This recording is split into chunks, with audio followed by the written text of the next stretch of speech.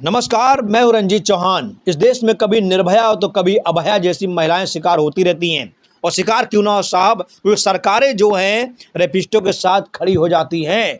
कलकत्ता में जो रेप हुआ, जो मर्डर हुआ, जो रेप करने गैंग रेप के बाद जो मर्डर हुआ, आज मर्डरियों के साथ 21 वकील खड़े हो गए हैं।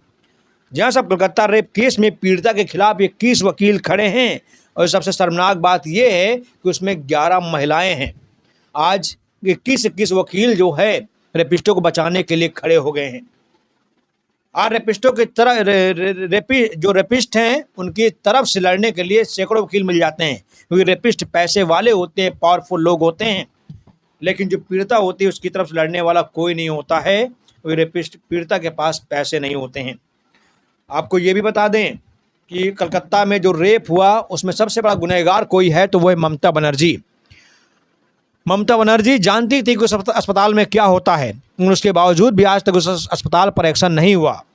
उस अस्पताल के प्रिंसिपल पर एक्शन नहीं हुआ, जबकि उस अस्पताल में मुर्दों के साथ गैंग रेप होता है।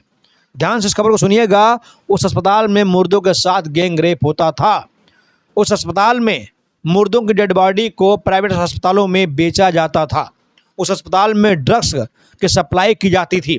उस अस्पताल में जो डॉक्टर हैं, जो स्टूडेंट हैं, उनके साथ गैंग रेप, उनके साथ बलात्कार होता था। और अगर जो लड़कियां, महिलाएं बलात्कार का विरोध करती थी तो उनके साथ जो है डॉक्टर मौमिता देवनाथ जैसा बर्ताव किया जाता था।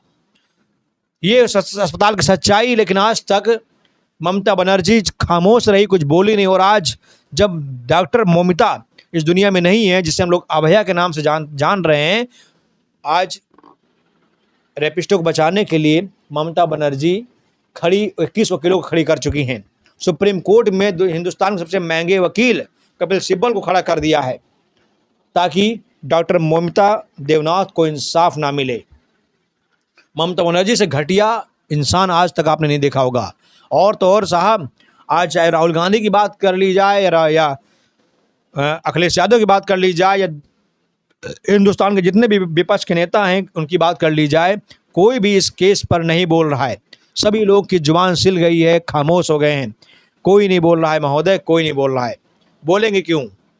क्योंकि ममता बनर्जी जो कि इस केस में इन्वॉल्व हैं, जो कि इस केस में मुसलमान इन्वॉल्व है, इस केस में पैसे वाले लोग इन्वॉल्व हैं, ड्रग्स माफिया इन्वॉल्व हैं, इसलिए कोई इस केस में नहीं बोल रहा है।